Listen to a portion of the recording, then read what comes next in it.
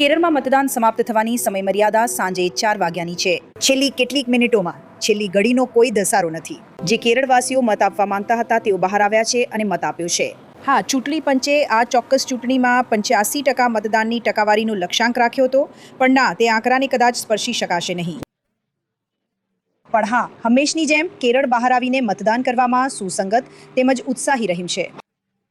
અમે વરિષ્ઠ નાગરિકો તેમજ યુવાનોને મતદાન માટે આવતા જોયા. વરિષ્ઠ નાગરિકો, મને લાગે છે કે યુવાનોમાં હું જે જોઈ શકી તેના કરતાં વધુ ઉત્સાહી સંખ્યામાં હતા. અલબત્ત સ્ત્રીઓની સંખ્યા પુરુષો કરતાં વધુ છે.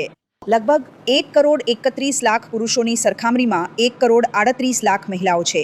અને તેથી તે એક એવી બાબત છે કે તમે જાણો છો, મહિલાઓનો મત એ એવી વસ્તુ છે જે મતદાનની ટકાવારીને પણ આગળ વધારે છે. એકંદરે મતદાર મંડળનું કદ 2,78,00,000થી ઘટીને લગભગ 2,71,00,000 થઈ ગયું છે, જેનો અર્થ એ છે કે લગભગ 7 લાખ નામો કાઢી નાખવામાં આવ્યા છે, જે કદાચ ખોટા નામો, નકલી નામો વગેરે હોઈ શકે છે. તો તેઓ અન્યથા પણ એસઆઈઆર થઈ ગયા પછી, કવાયત હાથ ધરવામાં આવ્યા પછી મતદાનની ટકાવારી વધવાની અપેક્ષા હતી.